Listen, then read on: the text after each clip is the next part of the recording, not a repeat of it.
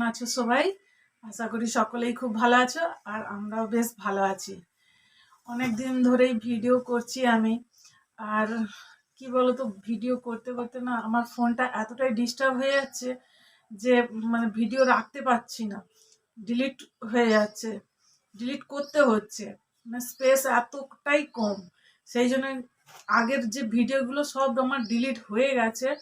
আর স্পেসের জন্য কখনো আমার হাজব্যান্ড ডিলিট করে দিয়েছে, কারণ ও বুঝতে পেরেছে যে ফোনের স্পেস কম হয়ে যাচ্ছে, ডিলিট করে দিয়েছে। যেটা আর যেহেতু এই কদিনে আমি কয়েকটা ভিডিও ছেড়েছিলাম, সেগুলো ডিলিট করতে হয়েছে স্পেস কমের জন্য।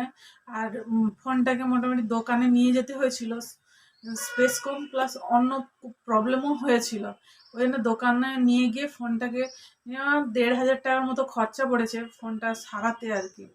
সেই জন্য সব ডিলিট হয়ে গেছে। আর আবার নতুন করে আমি আমার চ্যানেলটাকে তৈরি করছি, ভিডিও নতুন করে যাতে চ্যানেলটা গ্রো হয়, আর সেই চেষ্টাই করছি। আর বন্ধুরা, যারা আমার সঙ্গে প্রথম থেকে আছো বা আমার ভিডিওগুলো দেখো, তাদেরকে বলছি তোমরা আমার চ্যানেলে ভিডিওগুলো দেখো, আর দেখলে ভালো লাগলে লাইক কমেন্ট শেয়ার করে দিও। আর নতুন বন্ধুদের বলছি, যদি আমার ভিডিওগুলো ভালো লেগে থাকে তোমরাও লাইক কমেন্ট শেয়ার করো। আর এখান থেকে আজ থেকে যে ভিডিওগুলো আমি ছাড়বো, এটাই আমার ফার্স্ট ভিডিও হবে আজ থেকে। তাই আমার আশা করছি তোমরা আমার সঙ্গে থাকবে আর কমেন্ট করো। সকালের সমস্ত বাসি কাজগুলো সারা হয়ে গেছে আমার। আর কাজ সেরে পুজো দিয়ে এই একটু বসেছিলাম, ভাবলাম তোমাদের সঙ্গে কথা বলে নিই, তাই তোমাদের সঙ্গে কথা বললাম। এবার আমি রান্না করতে যাবো, রান্না থেকে তোমাদের সঙ্গে আমি সব শেয়ার করব।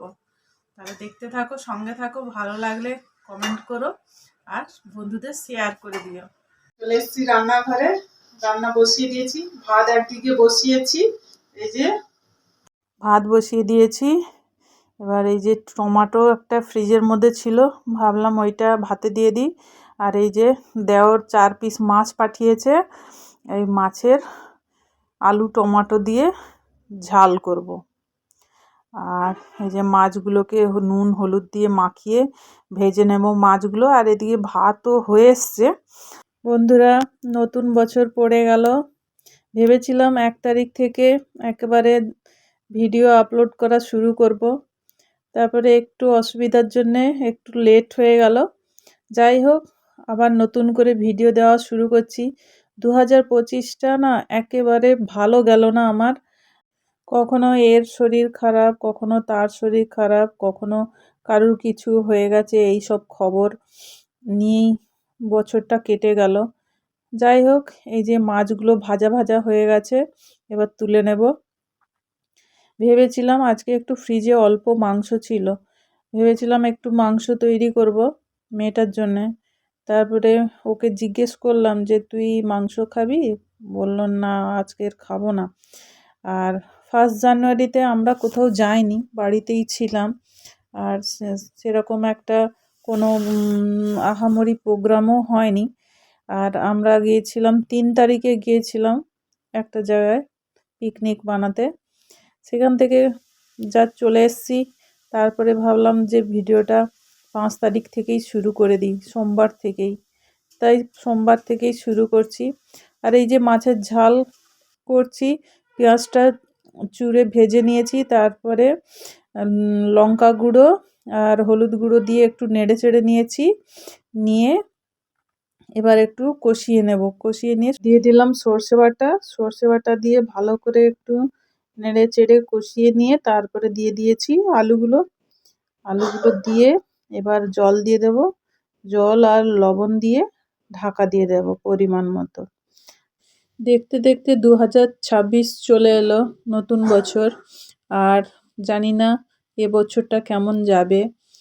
আর সকলের ভালো যাক এই কামনাই করি। আর আমাদের দেখতে গেলে বাংলা বছরটাই আমাদের কাছে নতুন বছর। কেন আমরা যখন পয়লা বৈশাখ আসতো, যখন আমার শ্বশুর শাশুড়ি সব বেঁচে ছিলেন, তখন আমাদের তখন নতুন বছর বলতে পয়লা বৈশাখ, যেহেতু পয়লা বৈশাখ এসে গেলে আমাদেরকে নতুন সব জামা কাপড় দেওয়া হতো। বিশেষ করে মাকে, কাউকে না দিক মাকে দেওয়া হতো, আর যখন পারতো আমাদেরকে দিত।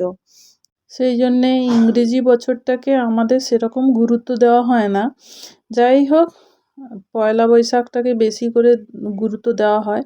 এই যে মাছের ঝালটা হয়ে গেছে, আর এই ধনেপাতা কুচিয়ে রেখেছিলাম, ধনেপাতাটা দিয়ে দিলাম, দিয়ে একটু ফুটিয়ে নেব, ফুটিয়ে এবার নামিয়ে নেব। আর নতুন বছরে তো সবাই বেড়াতে ফেরাতে যায় প্রথমের দিকে। আর বন্ধুরা, তোমরা কারা কারা বেড়াতে গেছো কমেন্টে অবশ্যই জানিও। আর আমরা তো ঘরেই ছিলাম। এই যে পলিথিনে করে দেওর কি পাঠিয়ে দিল, তাই আমাকে তো কিছুই বলেনি, দেখি কি পাঠিয়েছে। পুঁই শাকের চচ্চড়ি পাঠিয়েছে, ওই জন্য আমাকে আজকে সবজি তৈরি করতে না বলেছিল। আমি তো বুঝতে পারিনি কিছু যে ও ঘর থেকে তরকারি আসবে বলে। যাই হোক, এই যে মাছের ঝাল করেছি আমি ধনেপাতা দিয়ে। আর দেওর এই যে সবজি পাঠিয়েছে হচ্ছে পুঁই শাকের, পুঁই শাক না, পুঁই মেজড়ির তরকারি। আর এটাই হবে আজকে দুপুরের খাওয়া দাওয়া। দুপুরের খাওয়া দাওয়া শেষ করে বাসন টাসন গুছিয়ে দিয়েছি, ধুয়ে দিয়ে একটু রেস্ট নিয়েছিলাম। রেস্ট নিয়ে এই যে ছাদে চলে গেছিলাম। ছাদ থেকে ওই সকালবেলা জামা কাপড়গুলো যেগুলো ধুয়েছিলাম সেইগুলো তুলে নিয়ে এলাম। এখন 4:30 বাজে, এখন থেকেই কুয়াশা হয়ে গেছে ছাদে, জামাগুলো ঠান্ডা হয়ে গেছে একদম। যাই হোক, এই যে ভাঁজ করে নিচ্ছি জামাগুলো। আর এত ঠান্ডা পড়েছে না, মানে কি বলবো, প্রচণ্ড ঠান্ডা। আর আগের বছরের তুলনায় এবছর যেন খুব বেশি ঠান্ডা পড়েছে। তবু ঠান্ডাটা আছে বলে কি বলতো, জলটা ঘাঁটতে একটু অসুবিধে হয়, না হলে কিন্তু আমার শীতকালটা বেশ ভালো লাগে। আর আমি তো বেশি একটা ঘর থেকে বেরোই না, ঘরেই থাকি বেশিরভাগ সময়। বাজার টাজার সব আমার কর্তা রাত্রে করে করে নিয়ে আসে, সেই জন্য আমাকে বাজারেও যেতে হয় না। আর আগে তবু একটু ঠান্ডাটা কম ছিল, একটু হাঁটতে টাঁটতে যেতাম, কিন্তু এখন ঠান্ডার এটা এতটাই বেশি হয়ে গেছে যে এখন মানে রাস্তাঘাট ফাঁকা হয়ে যায়, যেই সময় হাঁটতেও যেতে ভালো লাগে না, অত ঠান্ডায় বেরোতে ইচ্ছে করে না, তাই সেরকম আর বেরোনো হয় না। আর মেয়ে যখন বলে মা চলো একটু বাজার থেকে ঘুরে ফুচকা টুচকা খেয়ে আসি, তখন ওই মা মেয়ে গল্প করতে করতে বেরিয়ে পড়ি ওই বাজারে গিয়ে। ও একটু ফুচকা খেতে ভালোবাসে, তাই ও ফুচকা টুচকা খেয়ে দুজনে ঘরে চলে আসি। চলে এসেছি রান্নাঘরে, এবারে একটু চা তৈরি করব। তৈরি করে মেয়ে আর আমি দুজনেই খাবো চা। আর আমি তো সচরাচর চা খাই না, তবু একটু ইচ্ছা হলো আজকের একটু চা করে খেয়ে নিই, বেশ ভালোই ঠান্ডা পড়েছে।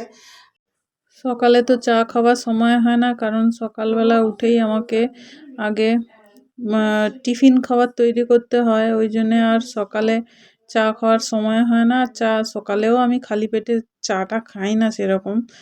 আর এই বিকেলবেলা একটু ইচ্ছে হলে মাঝে সাঝে খাই একটু আধটু, তাও আমার হাজব্যান্ড বকতে থাকে, চা খাওয়ার কথা বললে বকতে থাকে। তাই মা মেয়ে দুজনে মাঝে মাঝে লুকিয়ে চা খাই। লুকিয়ে বলতে ও থাকলে খাই না, ও যখন ঘরে না থাকে তখন খাই, তবে সকালে আমাদের কোনোদিনও চা খাওয়া হয় না। সে তাই বিকেলেই ওই, আর এখন যা ঠান্ডা পড়েছে একটু বিকেলে একটু চা বিস্কুট বা মুড়ি একটু মাখিয়ে খেলে যেন ভালো লাগে। আর সেই জন্যে এই যে মা মেয়ের জন্য দুজনে চা খাবো, চাটা তৈরি করে নিয়েছি। আর আমাদের তো দুধ চা খাই না, কারণ আমি দুধ চা খেলে অ্যাসিড হয়ে যায় আমার।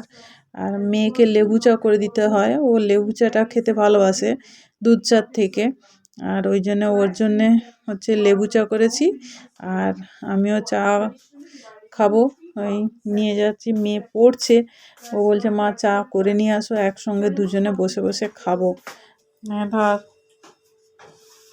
মেয়ে থাকলে নানা রকম গল্প করে করে দুজনে বেশ ভালোই সময় কেটে যায়। চা নিয়ে বসে পড়েছি মেয়ের সঙ্গে, যে চা খাবো আজকে, চা নিয়ে বসে পড়েছি।